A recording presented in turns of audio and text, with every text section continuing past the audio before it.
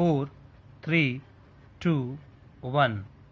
श्रीमान, जहां सरकार का सारा ढांचा सत्तारूढ़ दल की सहायता के लिए सक्रिय हो जाता है, वहां चुनाव में बराबरी की लड़ाई नहीं रहती। विपक्षी दलों को एक ऐसी लड़ाई लड़ने के लिए विवश किया जाता है जिसमें वे गहरे प्रतिकूल वातावरण में संघर्ष करते हैं।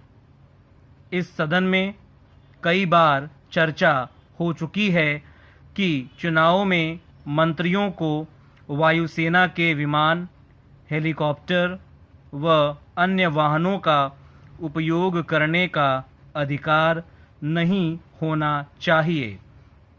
जो संयुक्त प्रवर समिति बनी थी चुनाव कानून में संशोधन करने के लिए, उसने भी इस प्रश्न पर विचार किया, लेकिन बहुमत की रिपोर्ट यह है कि सरकारी साधनों का दुरुपयोग राजनीतिक दलों में मतैक्य से रोका जा सकता है।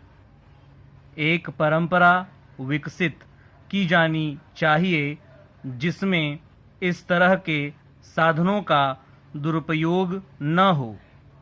सत्तारूढ़ दल कानून के द्वारा इस भ्रष्ट आचरण को रोकने के लिए तैयार नहीं हैं। चुनावों के दिनों में प्रधानमंत्री दौरा करें, इसमें किसी को आपत्ति नहीं हो सकती है, लेकिन प्रधानमंत्री अपना दौरा प्रधानमंत्री के नाते नहीं करती हैं, पार्टी की नेत्री के नाते दौरा करती हैं। फिर कोई कारण नहीं है कि उन्हें वायुसेना के विमान उपलब्ध किए जाएं। 4-4 हेलीकॉप्टरों की कतार उनके साथ उड़े, पीडब्ल्यूडी मंचों की व्यवस्था करे और बैठने की व्यवस्था पुलिस के जिम्मे हो। अन्य दलों को यह सुविधाएं उपलब्ध नहीं होती, इससे अन्य दल बड़े घाटे में रहते हैं। इतना ही नहीं, मुख्यमंत्री भी हेलीकॉप्टर में उड़ने लगे हैं। अन्य मंत्री भी हवा में उड़ते नजर आते हैं। कानपुर से उन्नाव, जिसकी दूरी 13 मील है, उसके लिए उत्तर प्रदेश के मुख्यमंत्री हेलीकॉप्टर का प्रयोग करते थे।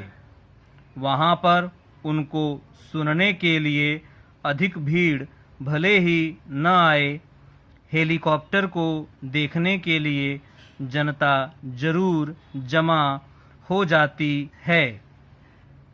मेरा निवेदन है कि इस तरह के साधनों का दुरुपयोग जनता में एक आक्रोश की भावना पैदा कर रहा है, प्रतिपक्ष में असहायता का भाव जगा रहा है।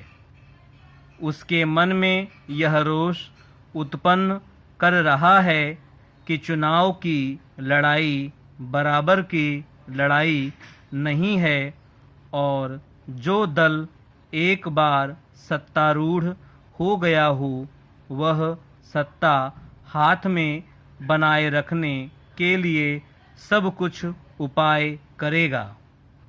जहाँ तक परंपरा को विकसित करने का सवाल है, सरकार ने ऐसी परंपरा का विकास करने के लिए क्या किया है?